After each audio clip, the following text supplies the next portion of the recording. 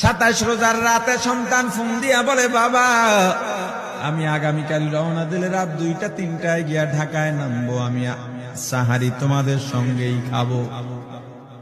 মা বসে আছে, মায়ের সন্তানের বাবাও বসে আছে, সন্তান আসবে। রাত্র 2টা-3টা হয়ে গেছে, সাহারির সময় হয়ে গেছে, সন্তানের খবর নাই।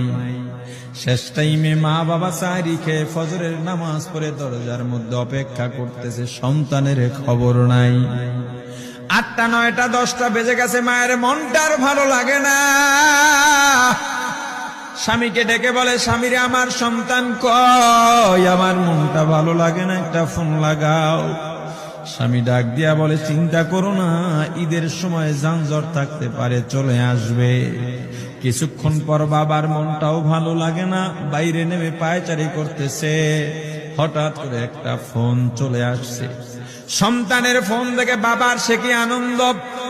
ফোন রিসিভ করে যখনই সালাম দিল, অপর প্রান্ত থেকে সালামের উত্তরে সন্তানের কণ্ঠ পাওয়া যায় না।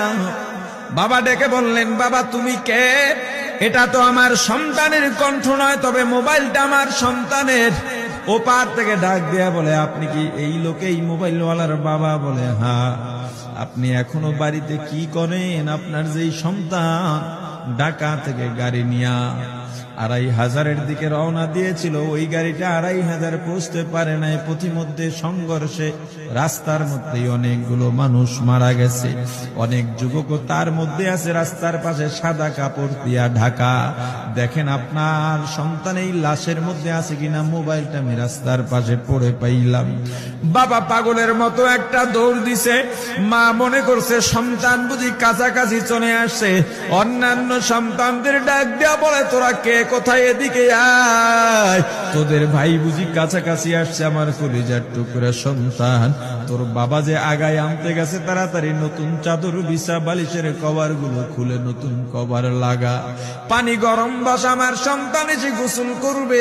আহারে সবাই ফুলের মেলা, ফুলের তোড়া নিয়ে অপেক্ষা করতেছে। 4টা বছর কলিজার টুকরা বাড়িতে নাই, বিদেশ থেকে আসবে। বাবা স্পটে গিয়া দেখেন অনেকগুলো লাশ সাদা কাপড় দিয়া ঢাকা।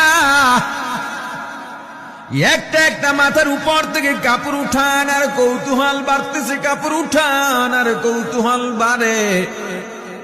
হঠাৎ তাকায় দেখে কলিজার টুকরা সন্তান লাশের মিছিলে শামিল হয়ে গেছে। বাবা সন্তানকে ধরে কাঁদেন আর বলেন, বাবা এত আদর আপ্যায়ন